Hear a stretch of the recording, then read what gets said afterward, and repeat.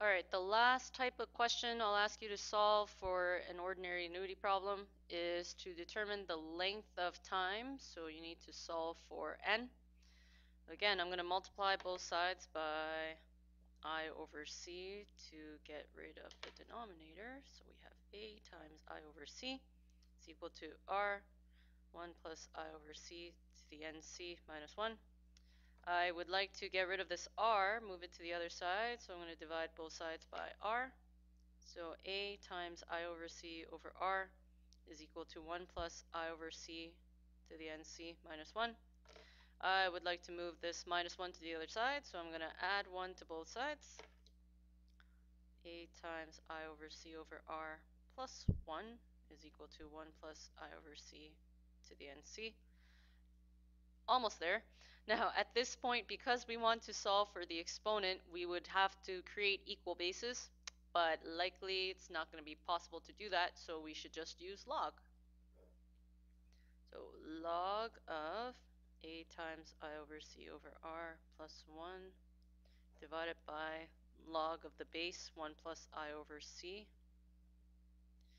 That will give us n times c. And then finally, in order to solve for n, we would divide both sides by c. And when you divide both sides by c, this c just moves to the denominator. So your final answer for n is going to be log a times I over c all over r plus 1 all over c times log of 1 plus I over c. Oh my goodness. So I would definitely not recommend that you try to memorize this formula and instead just manipulate your equation, move things around like you did here, or like we did here, to solve for it whenever you need. Okay. Alrighty. Let's go over this example. All right, I'm investing $1,000 at the end of every month. I wish that were true. Into an annuity that pays an annual interest rate of 1.5% compounded monthly.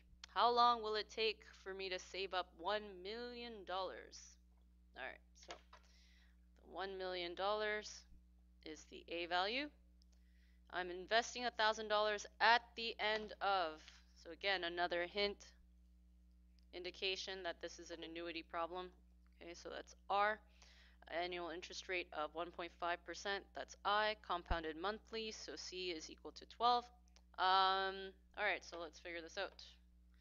N is equal to log A times I over C over R plus 1 divided by C log 1 plus I over C.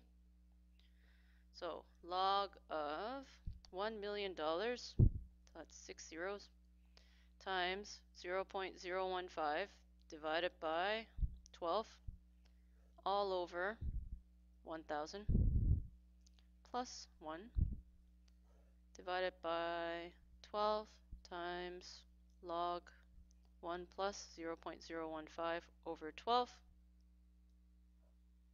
Sorry, got carried away. Didn't notice that I was writing off of the screen, so there you go. And now, again, just put everything into your calculator. Go for it. So this monstrosity in the numerator, it actually turns out to be a very lovely number, 2.25. And this in the denominator turns out to be 1.00125. So you would just take your calculator now, log 2.25 divided by bracket 12 times log 1.00125, close bracket, equals 54.10. I'm rounding everything to 2 decimal places. So it'll take 54 years for me to save up to $1 million. Maybe I could do it. Again, if you don't want to rearrange the formula before you plug in your numbers, you can certainly plug in your numbers first and then rearrange as you go along. That's not a problem.